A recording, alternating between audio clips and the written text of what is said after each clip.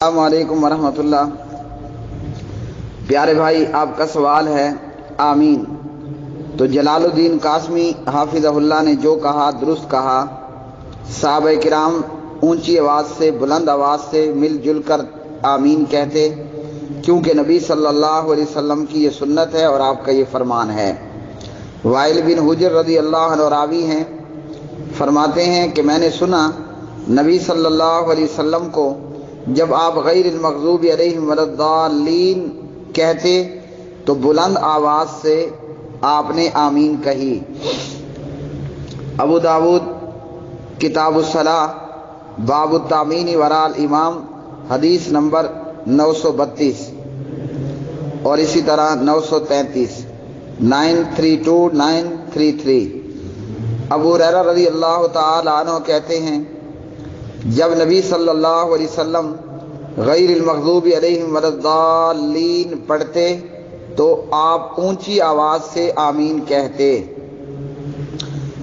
السنن الکبریٰ للامام بہقی۔ اسی طرح ابو ہریرہ رضی اللہ عنہ راوی، نبی صلی اللہ علیہ وسلم نے فرمایا اذا امن الامام فامنوا، جب امام آمین کہے تم آمین کہو۔ جس بندے کی آمین فرشتوں کی آمین کے موافقت ہو گئی، غفر لہ ما تقدم من ذنبہ، اس کے سابقہ گناہ ختم ہو جائیں گے، معاف کر دیے جاتے ہیں۔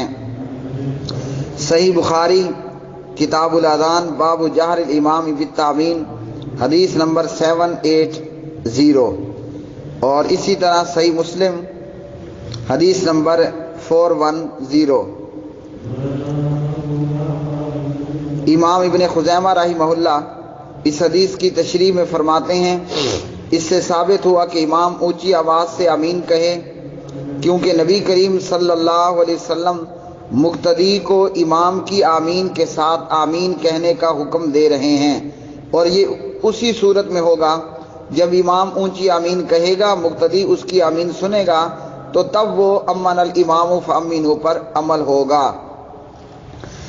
فرماتے ہیں کوئی عالم تصور نہیں کر سکتا کہ نبی صلی اللہ علیہ وسلم مقتدی کو امام کی آمین کے ساتھ آمین کہنے کا حکم دیں جبکہ وہ امام اپنے امام کی آمین کو سن بھی نہ سکے۔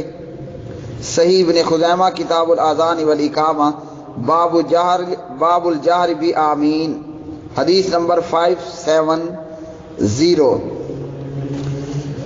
اسی طرح ابو ہریرہ رضی اللہ عنہ راوی ہیں، ابو ہریرہ نے نماز پڑھائی اور آمین کہی۔ جو لوگ ابو ہریرہ کی ابتدا میں نماز پڑھ رہے تھے انہوں نے بھی آمین کہی، اور یہ نماز نبی صلی اللہ علیہ وسلم کے طریقے پر تھی۔ سنن نسائی حدیث نمبر 906۔ عبداللہ بن زبیر رضی اللہ تعالی عنہما اور ان کے مقتدی اتنی بلند آواز سے آمین کہا کرتے تھے کہ مسجد گونج اٹھتی تھی۔ صحیح بخاری کتاب الاذان باب جہر الامام بالتامین حدیث نمبر 780 وغیرہ۔ اسی طرح پیارے نبی صلی اللہ علیہ وسلم نے فرمایا جس قدر یہودی تم سے سلام اور آمین سے چڑھتے ہیں اتنا کسی اور چیز سے نہیں چڑھتے، پس تم کثرت سے آمین کہو۔ ابن ماجہ حدیث نمبر 856۔ اور پیارے بھائی، آپ کا دوسرا سوال وطن ڈے منانا یا کسی شخصیت کا ڈے منانا۔ تو میرے پیارے بھائی، وطن ڈے ہو، جشن پاکستان ہو یا جشن آزادی، اقبال ڈے ہو یا قائد اعظم ڈے ہو یا عید میلاد النبی صلی اللہ علیہ وسلم ہو یا عمر ڈے ہو، یہ اسلام کا طریقہ نہیں ہے۔